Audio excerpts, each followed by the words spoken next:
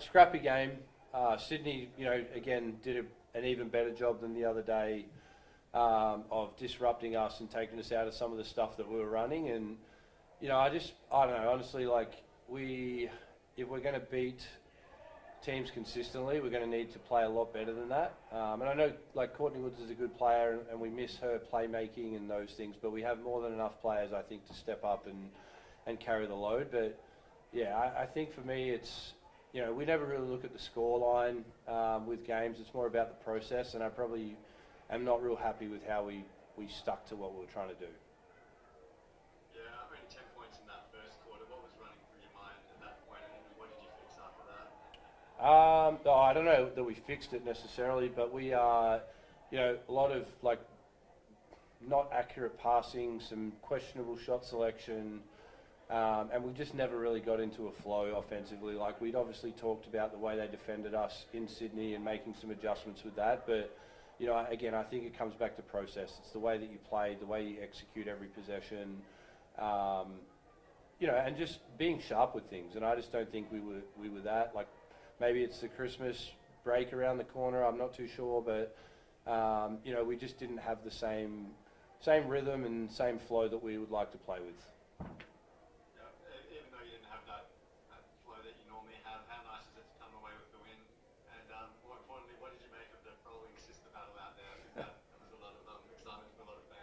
Yeah, I mean, always happy to get a win. Obviously, that's what we're playing for, is to try and win the game. And as I said, credit to Sydney. They played a great game. Renee, again, has got those guys getting better and better each game, I think. And, if they get that sort of performance out of Shanice Swain consistently, I think it puts them right in the hunt to win a lot of games down the stretch. But, yeah, you can't go past the Froling on Froling battle. And, this one was delivered probably like they all do. Alicia's work, especially in the paint, that physicality there, how crucial was that? And I think particularly in that third quarter seemed to be a bit of a time spent there. Yeah, absolutely. I mean, she kept putting herself in the right spots. I think, she was probably the one player on our team that when they ended up with a point guard on them actually sealed and started to figure out she demanded the ball, she could get it down there and go to work and score or get fouled. And, if she didn't probably make that adjustment after halftime, we probably don't win the game. So credit to Alicia. Really solid game from her. And as I said, probably a match-winning performance for us. Well, no worries. Alicia, I think that's you. There's a microphone covering your face. Yeah, sorry. Yeah, it's me. Awesome. How fun was it out there, and what did you make of the battle with your sister? Look, it's always good to win. I don't know about fun. It was definitely a grind. But yeah, I mean, we've just got to kind of figure it out a little bit. And I think we'll take a lot from that game. Have a few days off, which will be nice, and then, hopefully come around and learn a lot from that. How weird was it for you, because it's your sister's 200th milestone, and you're the one that ends up starring, so how did you kind of handle that situation? I don't know, I didn't really think about that. Obviously it's cool that she's got 200 games, but that doesn't have a lot to do with me. At the end of the day, she's on the other team.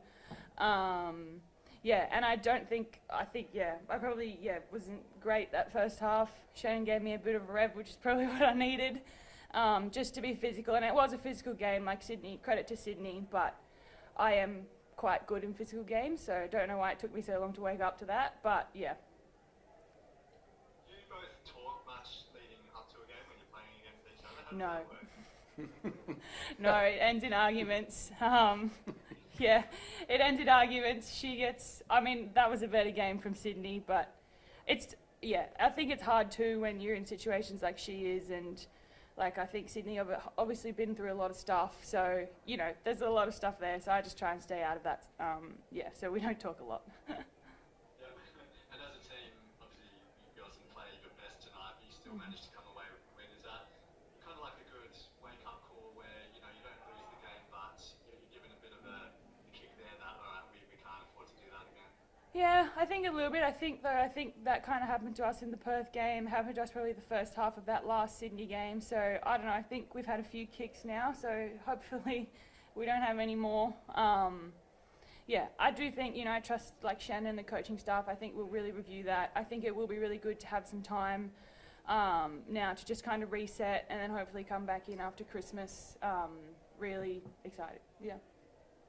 Sorry. And what is the plan for the Christmas break? How many days do you all get off and things like that? I think we've got 3 days off, or 3.5 days off, and then we'll practice on the 27th, I think. So we'll have a few days leading into that Bendigo game on New Year's Eve, and I think it'll be, as Frol said, much needed reset.